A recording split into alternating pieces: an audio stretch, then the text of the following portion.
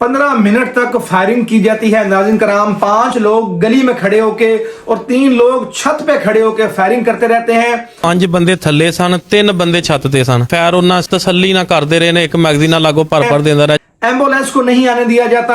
रक्षे के ऊपर जब उन जख्मियों को ले जाने की कोशिश की जाती है तो ये जालिम लोग रक्षे के ऊपर जख्मियों को रखने नहीं देते, रक्षे वालों को वहां से भगा देते हैं। मामूली सी लड़ाई होती है स्नूकर के ऊपर, बच्चे आपस में खेल रहे होते हैं, 20-25 साल के लड़के, और आपस में लड़ पड़ते हैं, झगड़ पड़ते हैं। फिर दूसरी जानब से धमकाया जाता है इन लोगों को, तुम्हें कत्ल कर देंगे, मार देंगे, तुम्हारी जुर्रत कैसे हुई कि तुम हमसे लड़ोगे।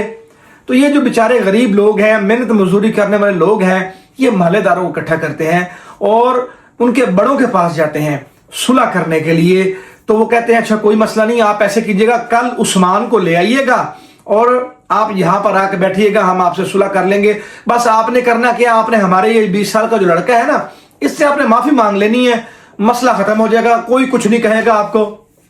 ये बेचारे डरते डरते महल्लेदारों को इकट्ठा करते हैं और साथ चल पड़ते हैं।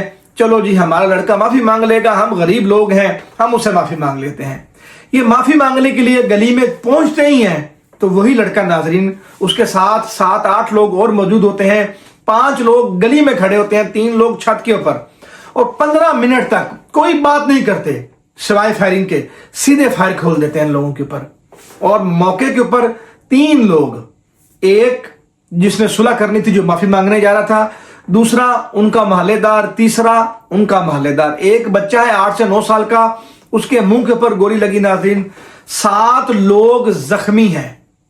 ये बंदा जब बचाने की कोशिश करता है, उसको अपने भाई को बचाने की कोशिश करता है, तो उसको फायर मारे जाते हैं। वो जाके उसको पकड़ता है, हिलाता है, देखता है कि मैं अपने भाई को उठाऊंगा, कोशिश करता है, तो सीधे उसको फायर मारे जाते हैं। ਦੁਨੀਆ ਤੋਂ ਚਲਾ ਗਿਆ।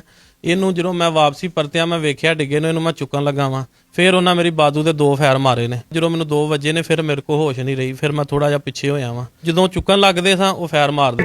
3 घंटों तक उस बच्चे की मां का इंटरव्यू है नाजरीन, वो कहती है कि 3 घंटों तक पुलिस वहां पर नहीं आई। हम 15 पे काले कर करके थक गए और कोई एम्बुलेंस नहीं आई।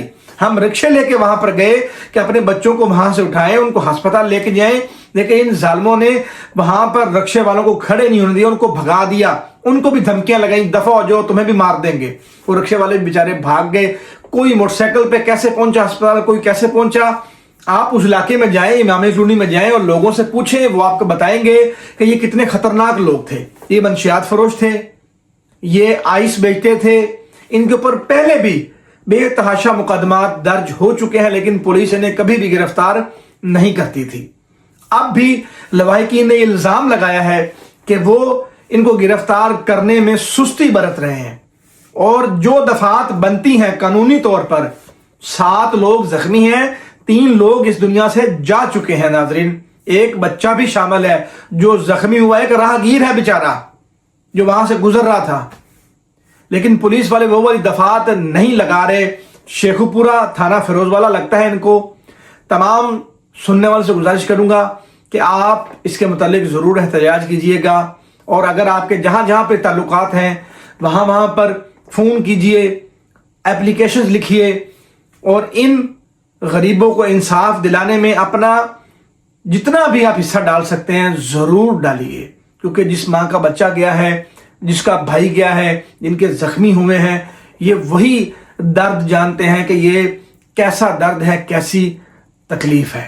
मैं पुलिस से, मरियम नवाज साहिबा से, हुकूमत पाकिस्तान से गुजारिश करना चाहता हूं कि इनके कातलों को फिलफौर गिरफ्तार किया जाए और उन्हें करार वाकई सजा दी जाए, उन्हें निशाने इबरत बना दिया जाए। नाज़रीन कराम, अपनी कीमती राय का इजहार करना मत भूलिएगा। मैं हूं अबू तुराब सैयद, जज़ाकल्लाह, शुक्रिया।